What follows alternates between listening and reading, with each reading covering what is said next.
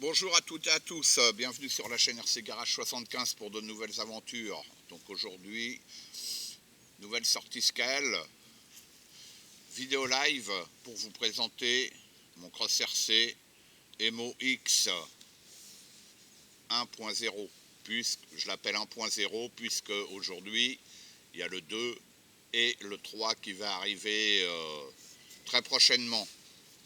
Donc voilà, il y a très longtemps je roulais en Cross RC, là je suis retombé dedans. Donc celui-là, parce qu'il me plaisait, et je voulais voir ce qu'il valait. Donc moi, ce véhicule-là, je le compare à mes Traxxas, mes TRX4, mais attention, pas mes TRX4 en roue en 1.9. Il faut comparer ce qui est comparable.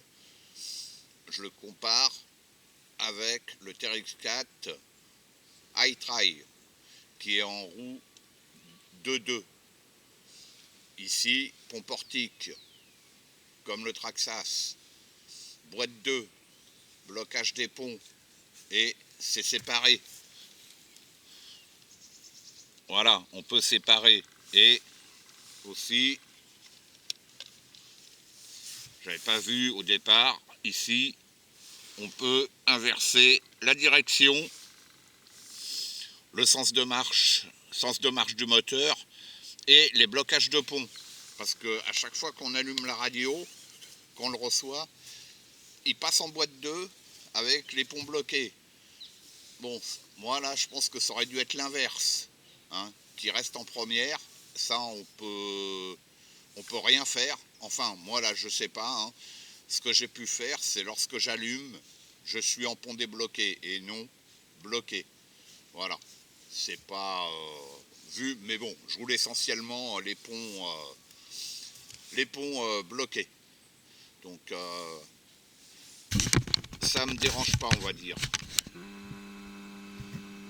J'ai modifié aussi l'éclairage. Là, dès qu'on le met sous tension, on est en éclairage de jour. Ça fait des demi-lunes. J'essaie de zoomer le plus près possible. Voilà. Et ensuite, à la radio, on passe en code. Mais quand on passait en code, les LED orange ne s'allumaient pas.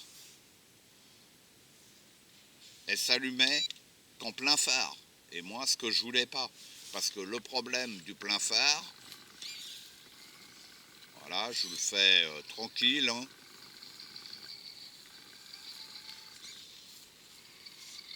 C'est ce qui me plaisait pas. Ah. Voilà, on a l'impression d'être avec les feux stop. Donc là, il n'y a qu'un seul bouton.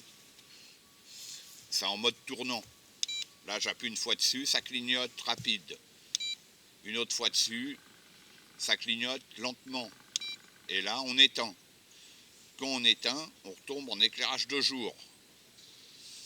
Quand j'appuie une fois dessus, voilà. Je suis en code devant et veilleuse derrière. Vous voyez, et j'ai les veilleuses qui s'allument. Alors que lorsqu'on le reçoit, c'est pas ça. Les LED orange, elles ne s'allument pas devant. Donc moi, ça ne me plaisait pas. Elles s'allumaient que lorsque on était en plein phare, c'est-à-dire comme ça. Là, ça va pas, c'est beaucoup trop puissant. C'est comme s'il freinait. Donc peut-être que je démonterai au niveau des feux arrière, voir si je peux teinter. Je sais pas, il faut que je voie. Je sais pas encore. Voilà. Bon, moi, de toute manière, bon, c'est au niveau du boîtier quand vous retirez la carreau. Bon, le seul truc que je suis pas fan, c'est les fixations par clips, par en dessous le véhicule. Certes, c'est beau parce que bon, il n'y a pas d'éclips au-dessus, ça c'est bien. Mais bon, pas très pratique quand on voit pas très bien comme moi. C'est un peu chiant, quoi. Surtout que je suis arrivé, il faisait nuit ce matin. C'était compliqué. Bon, bref. Sur le 2, il paraît qu'ils ont modifié. Je ne sais pas le système qu'ils ont fait. Je ne sais pas si on peut l'adapter dessus. Je verrai ça plus tard. Voilà. Dessus, j'ai mis un Fusion SE 1200. Allez, et je vais vous faire le tour de l'arbre. Sinon, le véhicule est stock. hormis le Fusion. Ah si, j'ai assoupli le tirage des ressorts, je les ai desserrés au maximum, je le trouvais trop ferme. Sur tous mes véhicules, ben c'est comme ça. Donc là, aujourd'hui, il a plu toute la nuit. Là, je teste ici en direct, vous verrez, j'ai fait des montages vidéo. Hein. Je le teste par rapport à mon TRX4 iTry, mes TRX4 iTry. Sauf qu'il faudra que je revienne avec mes TRX4 parce qu'aujourd'hui, et ben là, il a plu cette nuit et c'est très glissant. Là, je fais mon tour d'arbre sur les racines, c'est ultra glissant. Il faudra que je revienne dans les mêmes conditions avec mon TRX4. Bon, la chose que j'ai remarqué, au niveau de la transmission, elle est pas mal, mais au feeling, je préfère celle du TRX4, c'est clair.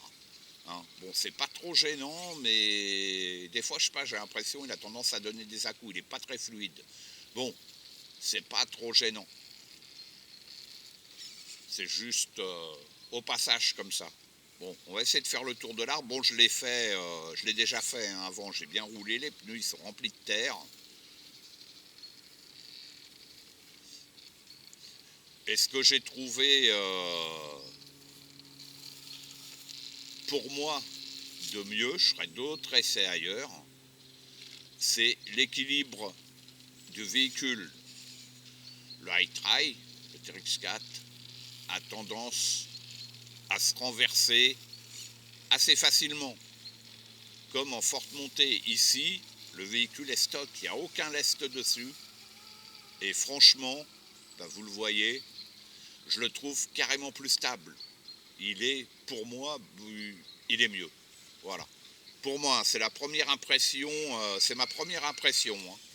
Voilà, c'est ma première impression. Il faudra que je l'essaye ailleurs, dans d'autres conditions. Et aussi, ben, quand il fera meilleur, par temps sec. Et peut-être qu'aussi, je monterai les pneus, les roues du iTry.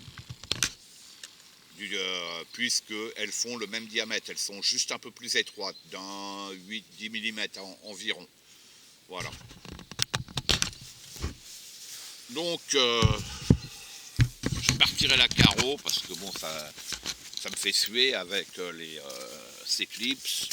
Donc, j'ai mis les logos Jeep que j'ai commandé à part, Beacon,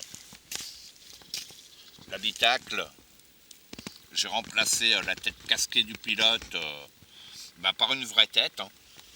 Moi, je préfère. Et j'ai enlevé, ça c'est dès que je l'ai eu en fait, j'ai enlevé l'arceau avec la roue de secours. Car j'aimais pas. Voilà, après c'est chacun ses trucs. Et en plus, au niveau des performances, il sera plus performant comme ça. Voilà. Quand les beaux jours reviendront, je ferai un test avec les deux véhicules en simultané, mais déjà là, sur mes vidéos, vous verrez la différence entre le TRX4 iTry et ce Cross RC. Voilà. Pour moi, première impression, hein, première sortie, il va en avoir d'autres ailleurs. Donc, mais la première impression est très bonne. Est très bonne. Voilà. Bon, bah, je vous dis à bientôt sur la chaîne RC Garage 75 pour de nouvelles aventures. À bientôt.